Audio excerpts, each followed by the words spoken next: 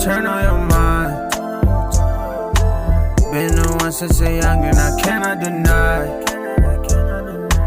Wear my heart on my sleeve, keep a gun on my side. Laying it ears to the deaf, giving sight to the blind. Ample my mind. Welcome back with Ample Minds Podcast, episode 2. You guys made it. Truly appreciate anybody who's really listening right now. Means a lot to your boy. If you guys haven't seen the first episode, I recommend you guys to go check that out before we come in here. But what we're explaining today is basically the worst slash best year of my life. And it's the best way I can truly explain it. It was definitely rock bottom for me. It was guaranteed, 100%. No time worse than that time in my life. But at the same time, it was something that was able to shift my mindset and allowed me to get back on track of where I know I can truly believe I can be. And, I can vividly see the person I'm trying to be. And it's just a matter of that constant work. And that's what kind of got me started and allowing me to really be here in front of the camera and starting a podcast. So it's a blessing in disguise. And then after I really get into a deep dive of how that happened, it's kind of a funny story and it's not. But knowing how I'll tell it, it'll be probably hilarious. But I even picked up a book, in that rough time in my life because I figured something needs to change. Like I'm clearly not doing shit right. So let me go ahead and start reading. I wasn't reading a lot, so I picked up this skinny thing, maybe start a little slow, but it's a great book. I'm glad I picked it up because each page just spoke to me and it allowed me to take a deep breath and understand, okay, whatever I'm going through, it's all good. Just take a deep breath. It's not the end of the world. Yes, it's a situation, it's an obstacle right in front of you, but take it day by day, one step at a time, let go, and just get to work. It's called The Seven Spiritual Laws of Success. I'm going to be reading a couple pages off of that. After that, we'll just end it with another topic that is dear to my heart and something that I had to kind of really deal with and kind of maneuver in a way that I was okay with, which is basically when is it okay to kind of step away from a friend or a friend group that doesn't really align with your core goals and values at the moment. And it's just a matter of time of understanding these people can't come with you, especially one, you just may have different interests in life, or it's just a situation where they're just bringing you down. And it can honestly be as simple as that. So I'll get into a deep dive about that. But first, what we all been waiting for, what happened to me on February 2022. And please, guys, do not shame me. I'm someone who learns from my mistakes. I never let a mistake define me. We are all human. So as far as that's just the nature of us, it's the beauty of being someone who isn't perfect. And that, yes, I make mistakes. And as long as I learn from them, it wasn't a mistake wasted. And let me go ahead and rip it off like a band aid. Basically, I've had a DUI before. It's the truth. Not proud of it, but it is me. Can't escape it. It's what makes me me currently in this present day. And let's go ahead and explain it, right? What happened to me in order for me to get a DUI, other than I was drunk as shit, right? So let's take it all the way back. We were celebrating a friend's birthday party. We were going to Hermosa to have a great time, and my designated driver, I had an issue with this person. But I felt like, okay, one, it's not about me. It's not my day, right? Let's go ahead and do what I know how to do, and that's freaking party. All right. So that's what I did. I held it down and we went to the bar and I was everywhere living it up, talking to this person, that person, hanging out with my friends. Me being a social butterfly as I am, I'm going on the DJ booth, talking, making new friends, getting Instagrams, just loving life, right? Had at least 5 plus shots. I'll guarantee you it could be 10. I can even pull up a video right here living life, and pretty drunk. Unfortunately, the night comes to an end, right? And I'm like, oh, okay. Well, no, I had to go back in the car with with my designated driver that I kind of have an issue with, right? I did my best to keep it down. I did my best to just bury it and bury it. But once you've had enough alcohol, it's a true serum. There's no other way to explain it other than it's a true serum. And I just started spewing truth. So got into an argument while we were on our way home, and this person decides to remove themselves from the situation. Don't blame him at all. Like mature move. And I'm left with the decision. I'm kind of moving side to side, and I'm looking at my steering wheel, and I'm at a situation where, well, I gotta get home and, no one's taking me home, so what do? I stupidly get in the driver's seat and I try to get home. But being as furious as I am, it's a horrible mixture when you're mad and you're intoxicated. So I'm still kinda trying to argue over the telephone via text, okay? Imagine that. I'm on my phone driving, like, next thing you know, bow, face hits the steering wheel. Thank God I do not kill anybody. Thank God I do not hurt anybody other than myself and my wallet. Because good God, I hit a parked car. Alright? I hit a parked car, bow, my freaking lip hits the steering wheel. I get out and I'm like, "Oh my god, my car is wrecked." So my first instinct is run. I didn't get far. I was like I'd, like, stop midway, I was like, "Bro, my car is here, like, I can't do anything, like, it is what it is, I'm caught." And, police come shortly after. It's a situation where they're doing the sobriety test on me, and I always thought, like, if I could ever, you know, get to a position where I gotta do a sobriety test no matter how drunk I am, oh, good God, easy. I'm gonna pass it, like, it's easy. The freaking police officer said, "Go ahead and put one foot after the other," and I was like, "Alright, 1 foot, leaning." That shit is hard. It was super hard, and I failed it instantly, and it got to the point where, at the end of the day, you know, I'm in a position where I might go to jail. But I truly believe alcohol, yes, whether it definitely clouds your judgment, right? But it only makes you more of what you are, and at the end of the day, a core value of mine, a core quality is I'm just a genuine dude, I'm a good person. So I was compliant, did whatever the officers asked me to do, without any fuss or anything like that, like, I did what I did. So I made it very easy for them, like, why not, you know? Can't escalate the situation any worse. So, I remember the officer who actually took me to the hospital because he didn't take me to jail, his name's Raymond. Oh, Raymond, you busted me, brother. I thought you were gonna let me go, I'd appreciate that, but it is what it is. He was like, "Yo, thank you for being so cool, bro. Um, I'm not gonna take you to jail tonight. What you can do for us is go to the hospital, we'll draw your blood, and then you can kinda go ahead and go home." And I was like, "Well, why not?" Right? So I went to the hospital and, got my blood drawn, and then my mother was waiting for me to pick me up, and that was a very, very hard situation for me. If you guys, watched the first episode, you understand how much I love my mother with all my heart. Love her with everything I have, and the fact that I was hoping for, or I was waiting for, some type of yelling match or, telling me how bad I messed up and this and that. All she did was didn't say a word, asked if I was okay, and that's it. That hurt so bad. It hurt more than anything that, she was just disappointed. I can see it. And I never told anybody this up until now. You guys won't even believe me when I say this is before I stepped out that door that Friday night. She said, "Hey, listen, I got a call from my aunt, your uncle, who's in Mexico, which is her brother." She was like, "Hey, he was driving drunk and he hit a pole and he's really badly injured. I don't know where you're going tonight, but can you promise me, do not drink and drive? Promise me." I was like, of course, mom. Like, I'm not gonna drink and drive.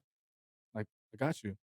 I mean, in my defense, which is no defense, I wasn't planning on driving that night, but you know, situations take a turn for the worst, and I was in a position to make that choice of driving or not, and I made it. Regardless if alcohol clouds your judgment, it's still on me. And I know, she tells me this all the time, like, I told you. And I felt like complete crap. It was one of the worst feelings to really let somebody down. And for me to be a burden to my mother like that, knowing that I won't be able to drive, that means who's going to take me to work? You know, that was just a horrible feeling. Got in the car, went home, freaking went to bed, cried myself to sleep. I did. I was in and out of consciousness, like hoping this was a dream. praying this was a dream. Like, this has to be a dream. There's no way this is real. What? My car's done. It's towed. I worked so hard to get that 780 credit score to get a $200 car payment with insurance. Like, dude, I took my full coverage off a month before I got in the accident because I thought it was such a great driver and that no way that I can get in a car accident that bad. They have no gap insurance. Like, it was everything was gonna be coming out of my pocket. Alright, so look how bad my car was injured. Leaving Imma put it somewhere around here. Look how bad it was done. But I couldn't let it be a total car because when I was still paying on it. And if you guys know anything about, leasing or, financing a car is that you need full coverage, and I didn't have it at the time. So all this was going through my head while I was sleeping and hoping it was a dream, and then I wake up, and another defeating feeling is the fact that it's not a dream. I wake up and I gotta deal with this. I get out of my bed reluctantly, like, "Shit, here we go." Go to the, um, Carson police station, pay my tickets, my fines, get my car out, and I'm looking at it getting pulled out, wrecked. I'm mortified, and I had work later that day. I had to take my mom's beat up Jeep Liberty. I actually didn't really know how the process of a DUI really worked, so I was in a situation where I still drove to work, and I'm at a red light, and I'm like, "God." I'm like, "You fucked up bad, but at the end of the day, you're gonna get through it. You're gonna look back a year from now, and you're gonna go ahead and just get through it. Man up. You got this. You will not let this be the end of you. You will not let this even take you further into a point where you can't come back from this. You will come back from this because that's just who you are." And I just kept telling myself that over and over again. But in reality, I didn't really believe any word I was spewing out of my mouth. I was that down bad. And it was just something that I was in a hole for a couple of days. I went to work. And like I said, as much as a positive person that I've been for this up until this point, it was a tough situation to be in. To kind of look at it through the positive lens. But I mean, luckily me, I don't get down for too long. It was like 2, 3, maybe 4 days. I end up going to Barnes and Noble to pick up a book because clearly what I was doing at this particular moment in time wasn't working. So I just needed to slow down a bit, and I just needed something, to get my mind off of things and hopefully kind of point me in the right direction because I needed some type of guidance.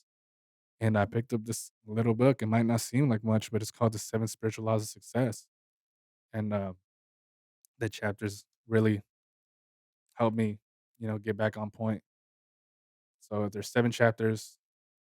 I don't know if you guys can really see that, but I'm gonna go ahead and go to the chapter of the law of least effort because that's the one that really got me and was able to kind of hold me down for a second and realize I'll be fine.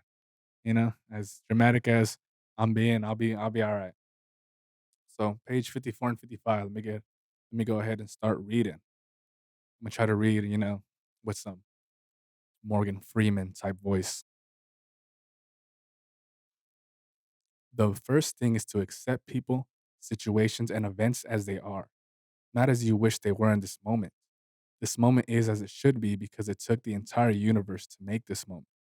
When you struggle against this moment, you struggle against the entire universe.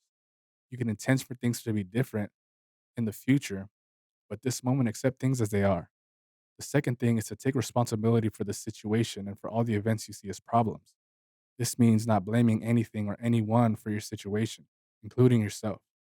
Responsibility means to have the ability and a creative response to the situation as it is now.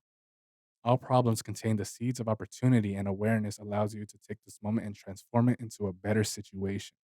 If you do this in every upsetting situation, it becomes an opportunity for the creation of something new and beautiful. Every tormentor or tyrant becomes your teacher. The relationships you have attracted in this moment in your life are precisely the moments you need. There are hidden meanings behind all events that is serving your own evolution. And if you choose to interpret that reality this way, then you will have many teachers and many opportunities to evolve. And I was like, oh my God. When I read that, when I read that, I was like, I was like, whoa, like that really like hit me, like a kind of breath of fresh air when I was like, damn, okay, cool. One, yes, it's nobody's fault but my own. Second, let me go ahead and let it go and stop blaming myself and just let me be responsible for what comes after that. And a year later, one step at a time, car back to 100%, $7,000 though. But there's a price to pay. My car's looking beautiful there. Look at that nice little shot. Good as new, license in hand. And here we are with the episode 2 of Apple Minds podcast. Like stuff that I'm wanting to do, got my head out of my ass and we're here doing it. Right. So at the end of the day, no matter what problem you're going through, mine for sure isn't bad as other people's, everybody has their own things to deal with.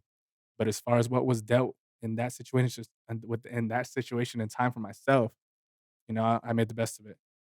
And I'm proud of myself for doing that. So let's go ahead and give myself a round of applause. Shit, wrong button. There's probably nobody's gonna clap for me after getting a DUI, right? I know it's a bitch move. But that is me, I did that, didn't let the situation define me, and here we are, better for it, right? That's all I can say. I'm better for it. So, last topic of the day, let's get straight into it. When is it okay to kind of step back from a certain friend or friend group that doesn't really serve your current purpose and goals in life? And it's honestly a lot of people deal with this situation, Me, for sure, where I had a group of friends. I have a lot of group of friends growing up. Growing up in Harbor City, California, same high school, middle school, elementary school. I have friends from 10 plus years. And the friend group that I've established over the years, my core friend group when I grew up a skateboarder, which I was for a majority of my life, we did amazing things. And let me go ahead with the positive of the amazing things that we've done. Us being just regular skateboarders from 14 to about 19, 20 was a situation was we noticed in our community we didn't have a place to go. There was really two things to do in our community, and that was either join a gang or skateboard or, excel in school. We were in the skateboarding realm and we always had to go to Los Angeles, Long Beach, you know, Redondo Beach, Carson, San Pedro. We would take the bus and get home like at 10 p.m. from Long Beach in downtown LA, which is dangerous, And especially when you're kind of skating through Wilmington and Carson, where, like I said, we were always around a crowd and we knew everybody in our community and we were all close, tight knit, but we could have, ran into somebody that knew somebody who we knew that gang banged and was like, yo, like, where are you from? And then there's situations where I've gotten a knife put on me for no reason. So my friend Pops, shout out Pops, he's in the first episode, my dog, he went to a youth academy to kind of get his head on straight. He was kind of in the downtrend in terms of, graduating high school and stuff like that. So he took the initiative to go to this youth academy, got his credits, came back with a better mindset, and it translated instantly. He was like, yo, we're going out kind of skating in all these areas and getting home late, having our parents worry. Why don't we try to do something for ourselves and the next generation to have a skate park here? At the time, we were only like 14, 15. We were like, what? Like, how are we gonna do that? We went to a, city council meeting. They shrugged us off, but then we met somebody named Michael Scott, I believe, Mr. Scott. Sorry if Michael's not your first name is Scott.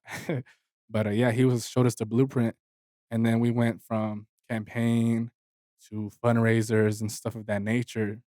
4 years later, it did take a long time, but we were able to raise 6 figures for a skate park, and that was because my boy Pops decided to step up, and it was a great feeling for us to kinda cut that ribbon and, just leave our community better than we found it, right?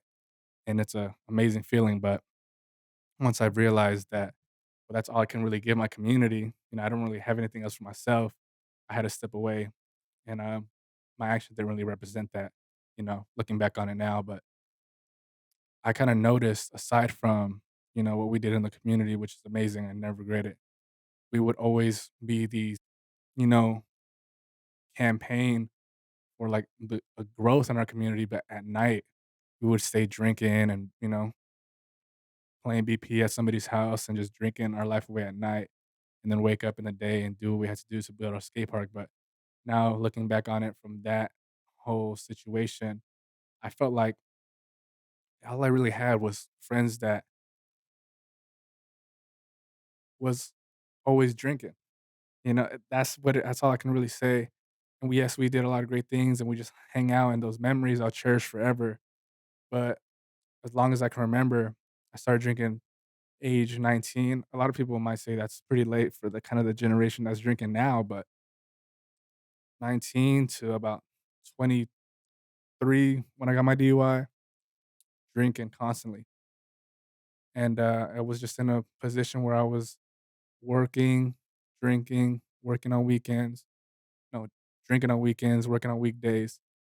And that's when I kind of had to realize, and okay, one, I'm not a skateboarder anymore. That that's done. So now I'm just stuck with friends that I drink all the time. And that's where Ample Minds came into effect, where I'm trying to restructure my circle. And hopefully I can have people, to the right of me, and we're having conversations that truly benefit my life. And hopefully I can have a new form of connections and friendships that can help me excel. But what the point I'm trying to make is I had to realize that let me go ahead and take a step back, take myself for what I am currently in this moment, and understand that right now, let me go ahead and isolate myself and figure out what I got going on. And yes, taking a step back from a friend group that you've known your whole life, it gets lonely, but it's something you got to do if you truly want to achieve one of your goals. Sacrifice is a key in anything you want to do. So luckily, it wasn't too much of a fight with, oh, like, why aren't you hanging out with us anymore, bro? Like, oh, you're too cool, or hey, let's go to this bar, like, let's go party. And I'm like, nah, I'm good right now. Luckily, I've had true friends growing up where there's no kind of situation. It's more of like a understanding that right now in this situation in my life, I'm that friend that won't hang out with you by the park and drink a 40 under a tree every day. And that's just life, when you get to a point in time in life that now we have jobs and responsibilities. Well, what do you do with the 24 hours that you have right now? Right? And if anybody's fighting you on that you don't want to go out tonight because you got something that you're trying to build for yourself, and your friends like, oh, bro, what the hell? Like, you changed, or wow, or like just shaming you into not wanting to do the things that you normally used to do. I can hopefully, I'd like to think that my friends are proud of me and understand the situations because there hasn't been an issue where it's been like that. Maybe like in a joking manner, like once or twice. So if you got any friends that are kind of belittling you for not wanting to do the same regular stuff that you've been doing previously, then they're probably not your friends. And I'm not even trying to take myself as an example. I can have another amazing example. I have a best friend, Mondo. Shout out Mondo and my dog. He is somebody who does the most with his 24 hours. He's into welding school. He's tattooing. He's an amazing tattoo artist. Go ahead and follow Tattoos Tattoo Shop on Instagram. That dude is killing it. Like, how can I be mad? No, we don't hang out as often, but how can I be mad at somebody who is doing underwater welding and is tattooing on the side? Like, how amazing is that? Like, there's nothing I can do but support him and be proud of him, right? I mean, do I wish we hang out more? Yeah, of course, but we got different interests right now, and time is of the essence. He just helped me set up a TV not that long ago. I appreciate that. I can cherish that time we've had. It wasn't long, but shit, at least I got to see my boy, catch up a little bit. Glad he's doing well.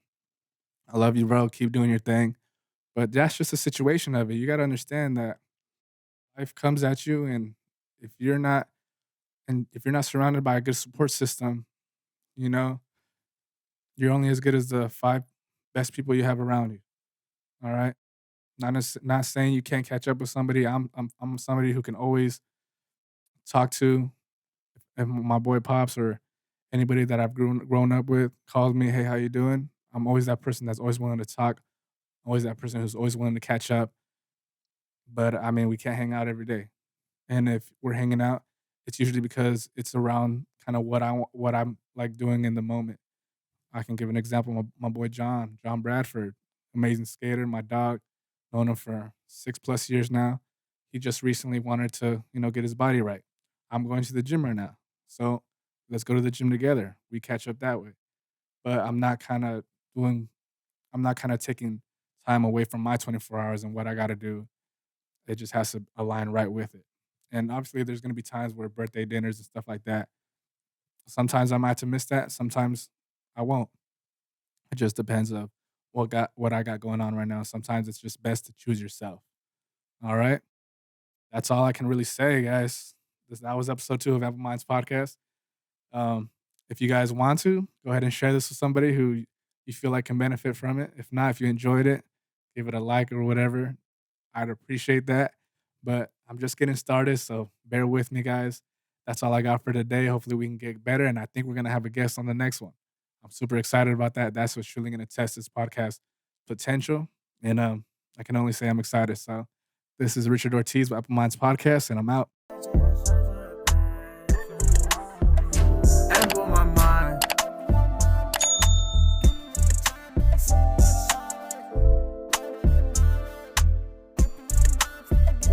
Ample my mind.